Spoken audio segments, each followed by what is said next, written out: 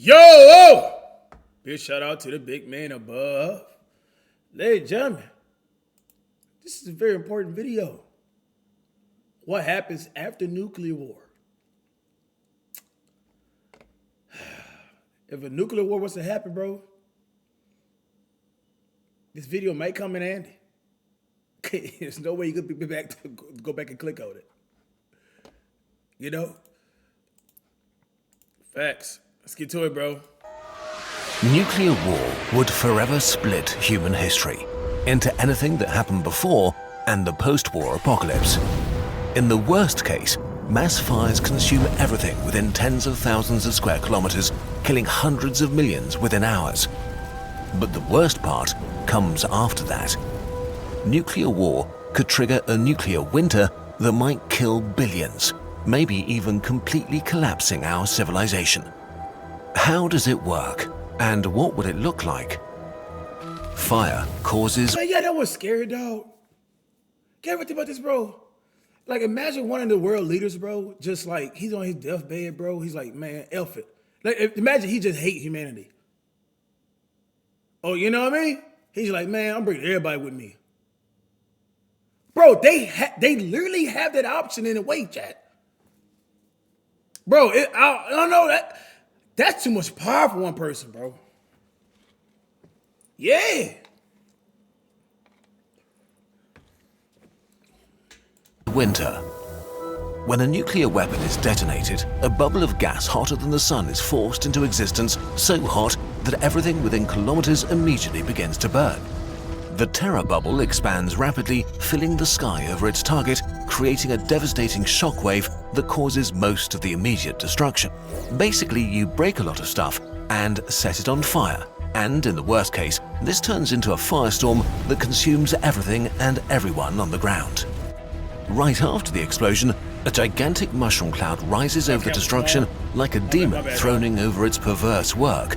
But in the following hours, a far more deadly cloud forms.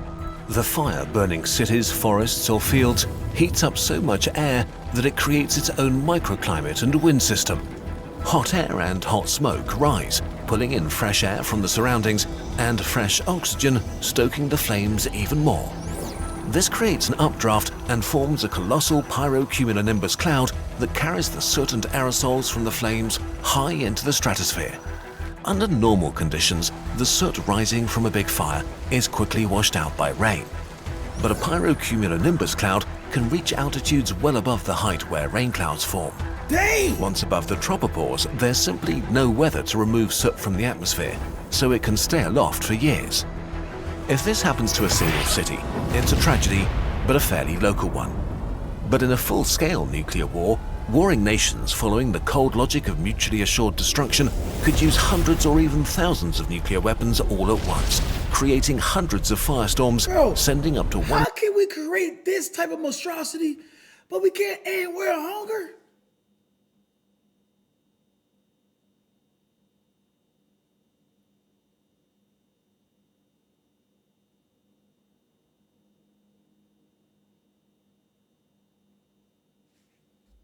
$150 million tons of soot, a cube the size of a skyscraper, directly into the stratosphere. In the next few days and weeks, the soot begins to blanket the Earth at high altitudes, absorbing light high above the ground and preventing sunlight from reaching the surface. This is not like science fiction where the sky turns dark and the sun disappears. Winter is what happens when just a little less sunlight hits the ground, and now suddenly, a lot less sunlight gets through. Yesterday, the world was normal. Today, nuclear winter begins. Dang. Winter causes hunger. How bad nuclear winter would be is still an active area of research. Them crops. No more corn. No more sweet potatoes. No more onions. No more watermelon, double punch. Sheesh! It all hinges on one thing: how much stuff will burn really hot. How many firestorms will be caused by the heat of the explosions? This depends on many factors, from the materials a city is made of, to the time of the year, if a forest is nearby, and so on. So just keep in mind we're working with some assumptions. Here's the good news. Nuclear winter is not permanent and definitely no new ice age. The effects on the climate only last as long as the soot remains in the atmosphere, which is at most a decade or so until it clears out and temperatures normalize. The bad news is that this causes almost immediate climate change within a few weeks. It disrupts our climate system faster than any living being can adapt to. In this new climate, our seasons are suddenly all wrong. Winters are much longer, summers shorter and colder, or gone altogether. This also means less evaporation over the oceans, which means less rain and maybe large-scale droughts. This is bad because our food eats the sun.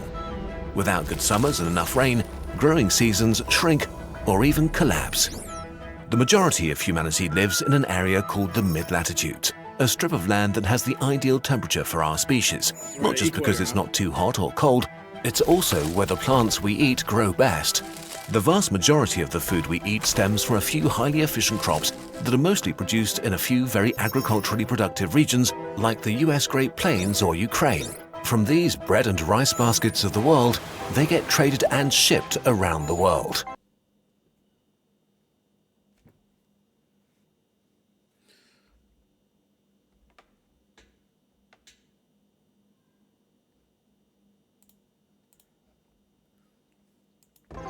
In the worst case of a full-scale nuclear war, the temperatures in the mid-latitudes will probably stay below freezing for several years.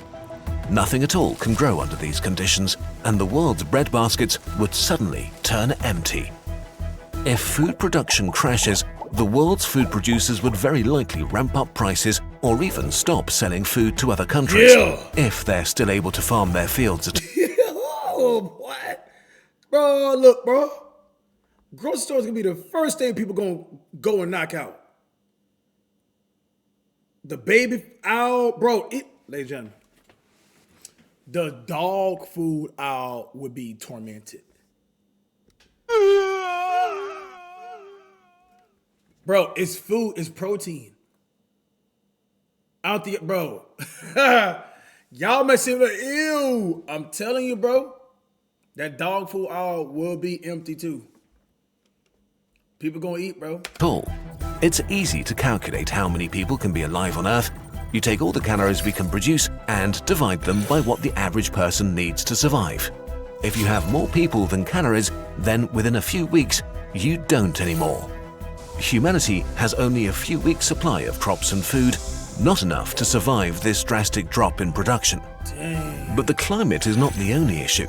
Modern industrialized agriculture is a complex affair that relies on functioning supply chains to provide unthinkable amounts of industrially produced fertilizer and chemicals to kill weeds and vermin. Massive numbers of specialized modern machinery is plowing, sowing, harvesting, and distributing. After a nuclear war, especially if the countries that produce the food were part of the nuclear exchange, there may simply be no more fuel, fertilizer, or machine parts because there are no more oil refineries, ports, and other essential infrastructure left, damaging global food production even more. Okay, so now that we've set the stage, let's look at what science says about the actual wars that could happen. Actual nuclear war. Today, there are two main conflicts that scientists think about when making calculations of nuclear winter: a nuclear war between India and Pakistan, and one between the US and Russia. The most likely smallish nuclear exchange would be fought today between India and Pakistan, with relatively low-yield weapons.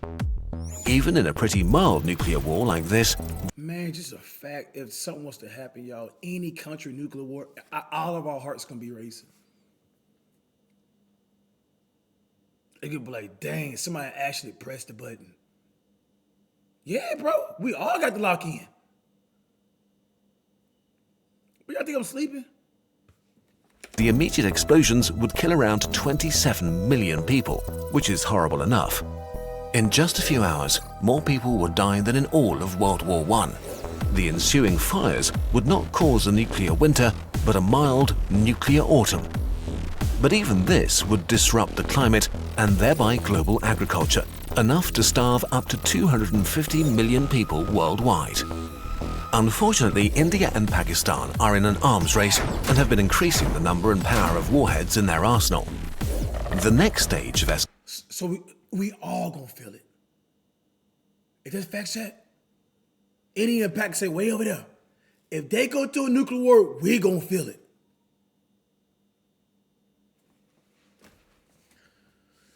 Man, don't press no buttons, bro. Escalation would be war with hundreds of nuclear weapons, the bombs and fires destroying many major population centers and killing over 100 million people. A war on this scale would cause a nuclear winter that would damage global agriculture enough to cut the available calories for humanity in half. The number of people that starve to death would be as high as 2 billion. 1 in 4 humans alive today.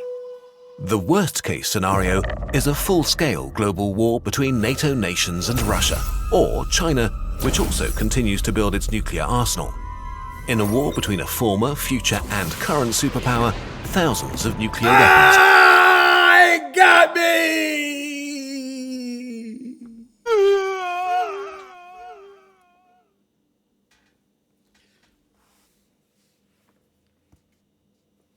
They got y'all too, chat. I already know they got efflux.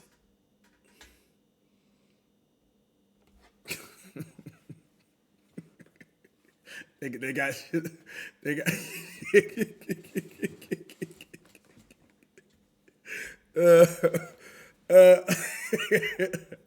I have a bunker, so not me. So you in your bunker right now? Yeah, I miss my other sound effect, bro. This is my old soundboard, bro. Are you in your bunker right now?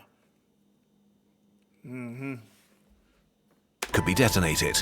In a scenario with around 4,400 nuclear weapons, 360 million people would perish right away. We have no other event to even compare the death and destruction to. It's like humanity dropping an asteroid on itself. The nuclear winter that follows such an apocalyptic war would tank human calorie production by as much as 90%. Not only would almost all of our agriculture take an immediate and deadly hit, the climate would take at least a decade to recover. I'm gonna tell y'all something, bro.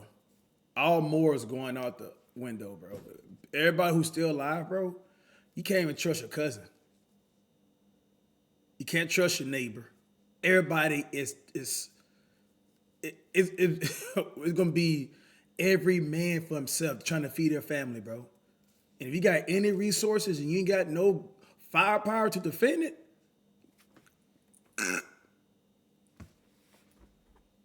because a war like this would specifically hit the world regions that produce most of the food for humanity, recovery will be much, much harder than with other conflicts.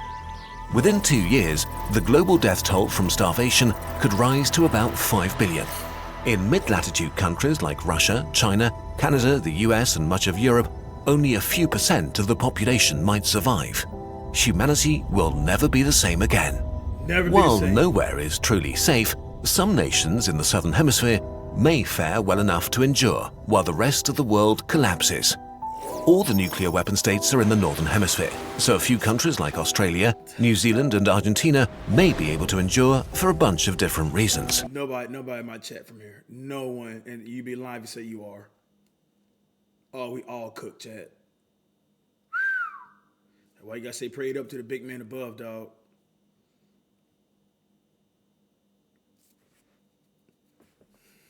Their nuclear winter would be milder, they have a lot of livestock that would not be as affected as crops, so they would probably stop exporting food and focus on keeping their own people alive, assuming they aren't invaded for their food by other starving nations. It's safe to say that the world would become extremely unpleasant for a long time, and it's impossible to know how many people would have died when the nuclear winter ends. In the worst case, human civilization could collapse and the survivors would be thrown back thousands of years, slowly trying to recover a world full of scars and graves. Eventually, when they've rebuilt civilization, would they ever build nuclear weapons again? Duh. We know for sure that we need to do anything we can to make sure nuclear war never happens.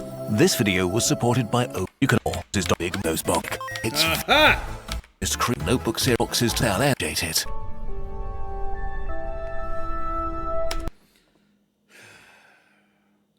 Humans will endure, we like cockroaches. Yes, bro. Honestly, bro, it was to happen. I know for sure, like, it'll be some humans that will make it, bro. But it would never be the same.